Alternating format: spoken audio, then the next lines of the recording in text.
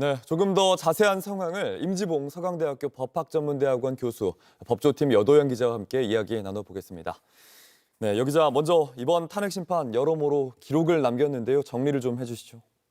맞습니다. 탄핵 가결 후 111일 만에 선고가 나오는 겁니다. 변론 종결 후에는 38일 만입니다. 자, 지난 전 대통령들의 사례와 좀 비교해 보겠습니다. 변론 종결로부터 노 전 대통령 같은 경우엔 14일 걸렸습니다. 박근혜 전 대통령은 11일 걸렸습니다. 가결 기준으로 하더라도 노 전 대통령이 63일, 박근혜 전 대통령이 91일 걸렸으니까 일단 헌법재판소가 최장 기간 논의를 하고 있는 겁니다. 네, 오늘 재판관들의 출근길이 취재진에게 이제 노출이 됐는데 오늘 당일 재판관들은 뭘 하게 됩니까? 네, 재판관들은 오늘 평시처럼 출근을 합니다. 9시 전까지 출근을 다 마칩니다. 그리고 9시 30분에 평의실에서 마지막 평의를 진행합니다.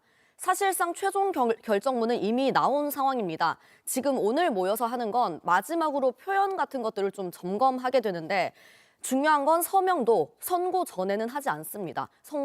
선고가 나고 직후에 하게 됩니다. 서명을 하는 순간 그 전산에 등록이 되기 때문에 이때 또 유출이 될 수 있어서 이 사후에, 선고 후에 서명을 하는 겁니다. 지금 이렇게 법정에서 읽을 자료라던가 결정문 같은 거는 결국에 저 8명의 재판관만 정확하게 아는 겁니다. 현재는 이 보안에 특히 심혈을 기울이고 있습니다. 네, 11시 선고가 이루어집니다. 지금 3시간 조금 넘게 남았는데요. 11시에 선고하는 이유가 있습니까? 네, 이게 선고가 좀 늦게 나온다 이런 지적이 있다 보니까 시간에 따라서도 많은 해석이 나왔습니다. 여태 10시에 선고를 하면 탄핵 심판은 다 기각이었고 11시는 인용이다 이런 이야기도 있었는데 저희가 실제로 취재를 해보니까 선고 시간을 정할 때 그런 결과를 고려하고 정하는 건 또 아니라고 합니다. 이전에 이제 박근혜 전 대통령 때 11시에 선고를 하기도 했습니다. 그리고 또 10시에 선고를 할 경우에는 마지막으로 평의를 하고 또 준비를 할 시간이 빠듯해서 11시에 선고 시간을 정했다고 합니다. 네. 지금 임지봉 교수님 나와 계십니다. 네. 교수님 안녕하세요. 오늘 선고 결과 어떻게 좀 보십니까? 예, 저는 오늘 선고는 8대0 만장일치로 인용 결정이 날 것으로 예상합니다. 그리고 만약에 그게 아니라면 최악의 경우는 인용 6, 그다음에 각하 2 해서 6대2. 그렇지만 그것도 6명 이상의 헌법재판관들이 인용의 입장을 취했기 때문에 네. 결론은 인용 결정입니다. 기각 의견은 없을 거라고 생각하십니까? 왜냐하면 기각 의견이라는 것은 헌법재판소가 이제껏 대통령 파면의 기준으로 확립한 네. 기준, 그러니까 헌법 소의 관점에서 용납할 수 없거나 혹은 국민의 신임을 배신하는 등 중대하게 헌법이나 법률을 위배할 때 네. 직접 선거를 뽑은 대통령도 파면할 수 있습니다. 그런데 이 기준을 적용했을 때 아예 형식적 요건에서 각하다 그러고 내용으로 안 들어가면 몰라도 네. 실질적인 내용 판단으로 들어가서는 이 기준을 적용하면 저는 기각 의견은 그 법률가로서 쓰기가 힘들다. 논리적인 문장 구성이 저는 어렵다라고 생각하기 때문에 기각 의견은 나오지 않을 걸로 봅니다. 최악의 경우 반대 의견이 나온다면 2분 정도의 각하 결정이 나오지 않을까 생각하고요. 그렇지만 가장 확률이 높은 것은 만장일치의 인용 결정이라고 생각합니다. 네. 교수님께서는 좀 법학자로서 보셨을 때 가장 재판관 사이에서 치밀하게 논쟁했을 만한 부분 뭐라고 생각을 하십니까? 역시 그 대통령을 파면에 이르게 할 정도로 중대한 위헌위법 행위였느냐. 네. 위헌위법 행위의 중대성이 가장 치열하게 다투어졌을 것이라고 보는데요.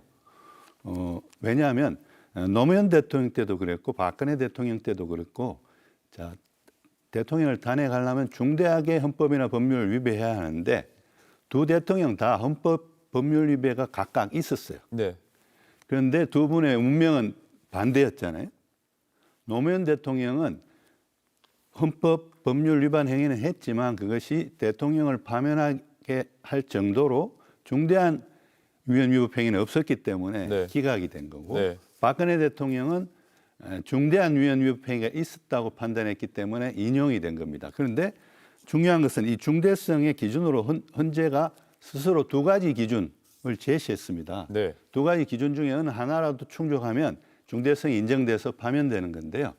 그 하나가 아까도 말씀드린 바와 같이 헌법 수호의 관점에서 이 대통령직을 유지하게 하는 것이 용납될 수 있느냐. 이거는 사실은 다분히 법률 전문가로서의 판단 기준입니다. 네. 제가 봤을 때는.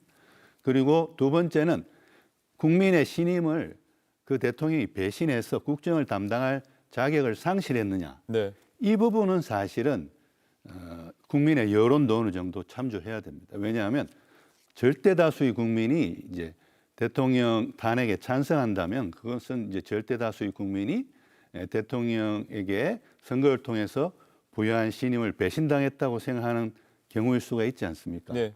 그런데 이번에는 저는 두 기준 중에 헌법 수호의 관점에서 대통령직을 윤 대통령을 하여금 유지하게 하는 것이 네. 용납될 수 있느냐와 관련한 부분에서 용납될 수 없다라는 결론에 이르러서 파면될 것으로 생각합니다. 왜냐하면 네. 윤 대통령은 무장한 군인을 계엄군을 국회에 투입한다든지 중앙선거관리에 투입한 것도 중대한 위헌 행위인데 그 이후에도 윤 대통령은 이제 법적 정치적 책임을 회피하지 않겠다 그래놓고 이제 법관이 정당하게 발부한 영장의 집행을 하러 왔는데 그걸 거부했죠. 예. 그리고 또 서부지방법원이 영장 관할권이 없는 법원이다라고 법적 논란을 일으켰고 그에 대해서 법원이 이 신청을 이례적으로 받아줘서 법적으로 문제가 없다라고 기각 결정을 내렸음에도 불구하고 계속 그 문제를 끌고 가서 결국은 사법부 흔들기를 통해서 서부지법 난동 사태를 초래했다고 볼 수 있습니다. 이러한 것들에서 헌법재판소는 윤 대통령에게 헌법 수호의 의지가 없다라고 판단을 하면서 중대하게 헌법이나 법률을 위반했다. 그래서 파면한다라고 적을 것으로 예상됩니다. 네. 중대한 법 위반이 있는가, 헌법 수호의 관점에서 용납할 수 있는가, 또 그렇습니다. 국민의 신임을 배신했는가, 이 부분을 좀 중요하게 다룰 것으로 보입니다. 교수님께서 이 뉴스룸 인터뷰에 몇 번 나와 주셨는데 지난번 이제 15일에는 만장일치 인용으로 의견은 모아졌을 거라고 예상을 하지만 판결문 문구가 다듬는 중이어서 계속 늦어지는 것 같다 이런 얘기 하셨지 않습니까? 이렇게까지 좀 심리가 길어지는 변론 종결 이후에도 상당히 길어졌는데 그 이유는 뭐라고 생각하십니까? 저는 정상적으로 또 순조롭게 평의가 진행됐으면 대통령 파면의 그 기준이 워낙 확고하게 확립돼 있기 때문에 그 기준을 적용해서 법리적인 판단만 했으면 저는 3월 14일경에는 선고할 수 있었다고 생각해요. 예. 그래서 제가 그렇게 만장일치로 그것도 선고하리라고 예상을 했던 건데 네. 그 3월 14일을 지나고 3월 21일도 지나고 계속 지체가 됐죠. 네. 그 이유는 평의 막판에 나는 지금 상태로는 이제 인용 결정에 가담할 수 없다라는 입장을 보인 재판관이 저는 나타났다고 봐요. 그게 최대로 3분이라고 생각해요. 최대 3분. 예. 왜냐하면 이 윤 대통령 탄핵 결정 전에 네. 한덕수 국무총리 탄핵 결정이 있었지 않습니까? 예. 거기서도 의견이 많이 갈라졌잖아요. 두 분은 각하 의견이었고 한 분은 기각 의견이었지만 별개 의견으로서의 기각 의견. 예. 그래서 그 3분이 만약에 윤 대통령 탄핵 사건에서도 입장을 다른 입장을 견지했다면 3분이었을 건데 저는 이번에는 3분은 아니다. 인용 5에 기각이나 각하 3분은 아니다. 네. 왜냐하면 그런 경우는요. 헌재가 선고를 못해요. 왜냐하면 한 명의 공석이 있잖아요. 예. 이 공석인 마은혁 후보에 대해서도 헌재가 2번의 판결을 통해 가지고 마은혁 후보에게 임명장을 권한대행이 임명하라고 했지 않습니까? 예. 그런데 헌재 스스로가 임명하라고 해놓고 기다리지 않고 8명으로 그것도 5대 3이면 6명 이상이 찬성해야 탄핵이 되는데 5명이기 때문에 네. 기각 결정이 나간다고요. 예. 그러면 마은혁 후보가 들어와서 인용 의견을 보이면 6대 3으로 인용이 될 거지 않습니까? 네. 물론 마은혁 후보가 들어와서 기각이나 각하 의견을 보이면 4대 4가 되겠죠. 네. 그렇지만 6대 3의 가능성도 있는데 헌재가 마은혁 후보가 들어와야 된다고 2번이나 판결을 했는데도 불구하고 들어오지 않은 상황에서 5대 3인데 기각 결정을 내리는 것은 예. 헌재 스스로가 굉장히 큰 부담을 안게 되기 때문에 예. 오늘 선거를 한다는 것 자체가 저는 5대 3은 아니라고 봐요. 예. 그 부분에 대해서는 이제 저희 취재 결과도 있습니다. 여도영 기자 이 5대 3 교착 상태일 거다 이런 추측이 한덕수 탄핵 심판 이후에 계속 나왔는데요. 5대 3 아니다 이런 취재 결과도 있지 않습니까? 그렇습니다. 그동안 헌재가 대들하게 걸렸다, 5대 3 대들하게 걸렸다 이런 추측이 많았는데 일단 교수님 말씀처럼 그런 상황은 아니라고 저희가 실제로 취재를 했습니다. 예. 선고를 내릴 수 있는 상태가 됐기 때문에 선고기일이 공지됐다라는 건데요. 그러니까 예를 들어서 4대 4일 경우에는 한 명이 들어와서 어떤 의견을 밝히냐에 따라서 결론이 바뀌지 않습니다. 그러나 또 마찬가지로 인용이 3이고 기각이 5라도 그렇습니다. 그리고 지금 헌재가 지금까지 5대 3으로 나뉘는 상황에서 선고를 한 적도 없습니다. 예. 그러니까 인용 5, 기각 또는 각하 3 이런 식으로 이제 판결이 나온 적은 없다 이런 말씀인 거죠. 그러면 오늘 절차를 한번 좀 짚어 보겠습니다. 오늘 좀 선고 절차 11시에 이제 탄핵 심판의 선고를 하게 되는데 절차 어떻게 좀 진행됩니까? 네, 일단 재판관들은 이미 선고기일을 공지할 때 판결을 마쳤습니다. 선고 전까지 오늘까지 계속해서 최종 결정문 작성을 하고 있습니다. 오늘 9시 30분에 마지막 평의를 하고 나면 11시에 선고를 하는데요. 예. 이 선고는 생중계가 됩니다. 그리고 보통 선고가 나고 나면 주문을 읽고 기자단에게 결정문에 준하는 내용의 보도자료가 배포가 되는데 오늘은 별도의 보도자료가 없습니다. 네. 이 재판관이 법정에서 읽는 그 내용, 그 낭독하는 그 내용만 바로 공개가 됩니다. 그리고 결정문은 오후 3시쯤, 빠르면 오후 3시쯤에 비실명화 작업을 해서 더 구체적인 판단 이유는 그때쯤 확인할 수 있을 걸로 보입니다. 네, 오늘 11시에 이제 선고를 하게 되는데 이 순서, 주문을 언제 낭독하느냐 이 순서도 좀 중요하지 않습니까? 맞습니다. 이 주문 순서가 중요한 게 이 재판관들이 전원 일치의 의견이면은 예. 이 주문 내용을 가장 마지막에 말합니다. 네. 그런데 다수 의견, 소수 의견이 나눴을 때는 그 부분, 그 해당 부분 결정문을 쓴 사람이 먼저 이제 이야기를 하기 때문에 이렇게 됐을 경우에는 의견이 나뉘었구나라는 걸 조금 더 빨리 판단을 할 수가 있습니다. 주문 내용은 일단 이런 순서로 나오고요. 그다음에 내용 본론에 들어가면은 본론에 일단 들어가기 전에 탄핵 소추 요건이 지켜졌는지 절차에 대해서 적법했는지 이런 언급이 먼저 나옵니다. 크게 대통령 측이 지금 지적한 게 수사 기록 증거 채택을 문제 삼아 왔는데요. 예. 그리고 이게 형사재판에 같은 경우에는 당사자가 부동의하면 증거 인정이 안 됩니다. 그렇기 때문에 뭐 헌재에서도 쓰면 안 된다 이런 주장이었습니다. 그리고 내란죄 부분을 국회가 철회를 했는데 그러면 재의결을 했어야 됐는데 하지 않았다. 이 부분도 지적을 했습니다.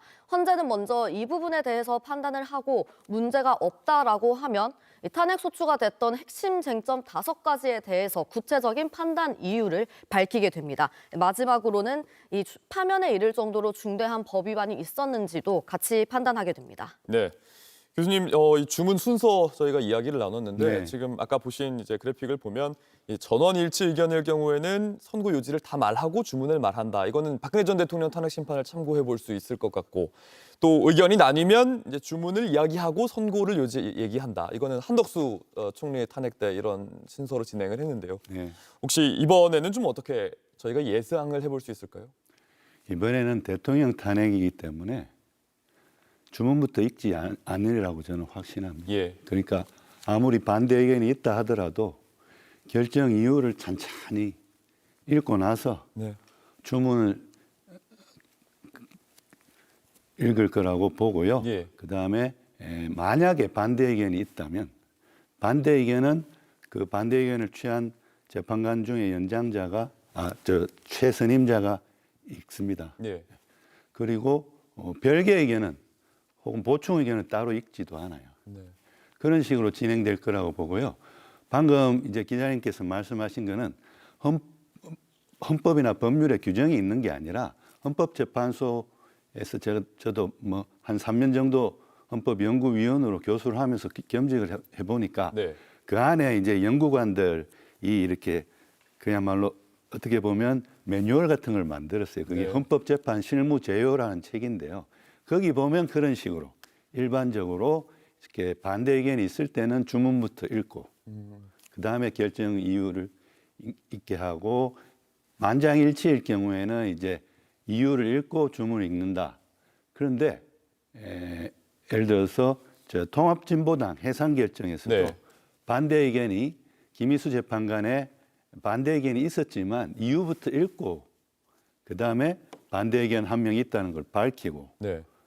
그렇게 그 됐어요. 다음에 주문을 했다는 말씀이죠. 그리고 이게 대통령에 대한 탄핵 결정이기 때문에 주문부터 읽어버리면 이유 부분에 그 집중도가 떨어져요. 네. 그렇기 때문에 현재로서는 대통령 탄핵 사건이기 때문에 이유부터 천천히 이 지금 쟁점에 대해서 이거는 위반했다 안 했다 이런 걸 천천히 이야기한 후에 네. 주문을 읽으리라고 예상합니다. 네, 뭐 한 20분, 30분 어쨌든 이유를 다 듣고 나서 저희가 결과를 알게 될 확률이 높은 거군요. 그렇습니다. 예.